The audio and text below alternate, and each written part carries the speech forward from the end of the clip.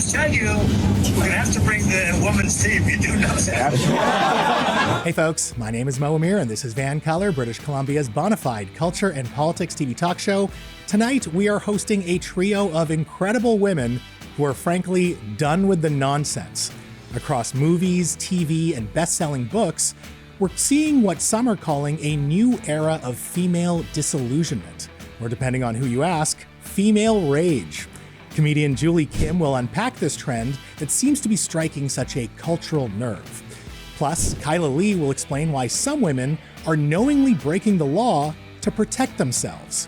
What are the legal risks that come with that? But first, the U.S. women's hockey team won Olympic gold last month. So did the U.S. men's team.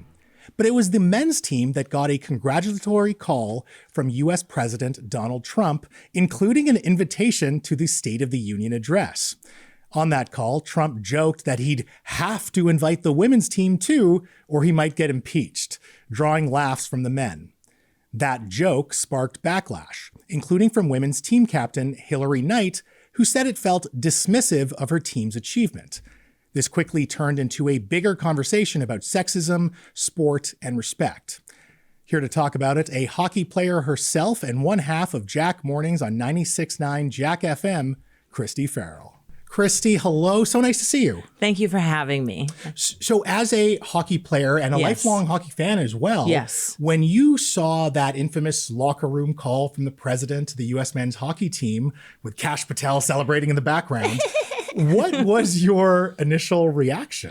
So 12-year-old Christy, who played hockey since she was 8, was so upset, actually. Like, I just couldn't believe it. I actually gasped and was getting kind of emotional. And then 44-year-old Christy stepped in and was pretty mad. Yeah, really? Okay. Really mad. Yeah. I just couldn't believe after the women just dominated. And like, I love Team Canada. I bleed red and white. But Team USA did incredible. And like, man, their goalie was 99 shots, 2 goals in the whole time.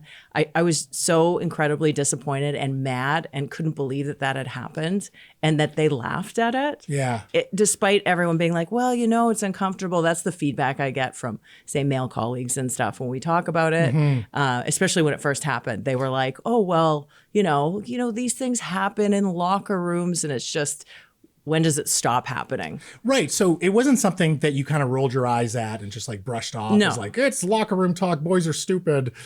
You were actually very upset. So upset. And I think when you do say like, you know, boys or locker room talk, we're really diminishing boys and men. We're like letting them pretty be low expectations. Less than. Yeah. Oh, okay. Well, we don't expect you to be anything or have any accountability. Right. Or, right? It was really disappointing that people even held that standard for them after, because was there going to be an apology? Was there going to be an acknowledgement even of it happening? Right. And there's almost 2 parts to this controversy. There's the actual call and obviously people being upset about it. But then there was the dialogue online. And I know that you were very vocal both on the airways, but then also online about this incident. Yeah. What was the feedback you were getting when you were, you know, speaking your mind about this? Well, very challenging, which is funny because like I represent a young girl who played hockey and I'm 44 now, played a long time. And it is different. And you still play hockey. And I still play hockey with the old birds. But like, it's not the same. These girls had to sacrifice so much more. They don't get enough fun. Like, they don't get the funding that the boys get. They don't get the resources. They don't get the support. They don't get the media. It's just not there yet. So they do it all going to school full time, getting an education.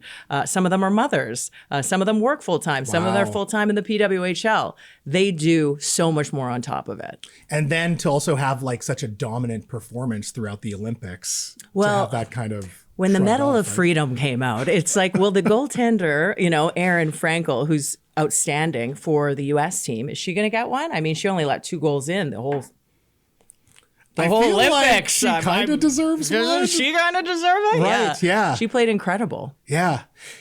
It just feels like what makes it worse is that it's coming from a position of, you know, authority, of responsibility. It's not just some guy in the street saying something sexist. It's coming from people who should know better. And even the camaraderie, I think, between the 2 teams should have maybe been a little better. 100%. I think that a lot of them probably regret it. Maybe some of them haven't learned the lesson that they need to learn that, but that's on them to do it, not anybody else. But I think what Hillary Knight said is the best. Did you feel like there was some reconciliation now that the two teams are represented on SNL with the star from Heated Rivalry as well? Yeah, that totally took a little bite out of my anger because I was like, okay, she got a moment. She got a moment to kind of mock them and tease them. She got to give it back, right? And I think that's what we needed, or women, I think, needed to see. Yeah. So I guess if we're trying to make a silver lining here or get something positive out of it, what do you hope that people learn out of this whole incident and controversy? That boys will not be boys. You have to hold them to a higher standard, and men deserve that, don't they? I think so. I think we should all be held to the same standard, right? Oh, and especially with people who are supposed to be role models or figures of authority. Yes, especially with the locker room talk and stuff like that. You know, I totally agree with you. Just everyone hold yourself to a higher standard. That wouldn't have happened in the women's dressing room. Right. Now, there is one thing that the women get that the boys don't get. You told me about this. Yeah. What is Flava Flav doing in the middle of this drama? Okay. The Olympic water polo team for women in America needed funding. And so Flavor Flav always tweets out and will give funding to people who need it. And the captain of the team reached out. So he sponsored the team for 5 years. So he's been on this quest to really elevate women's sports, to bring big brands to them.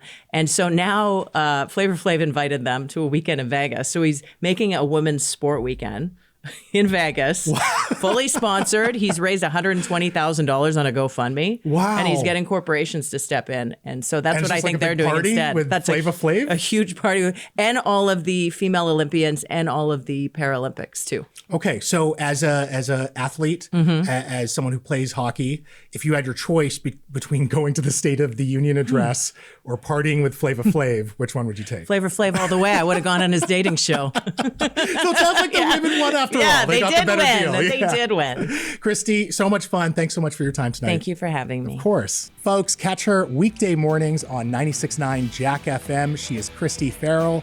Now, after a little business, is the culture suddenly obsessed with women saying, "I'm done"?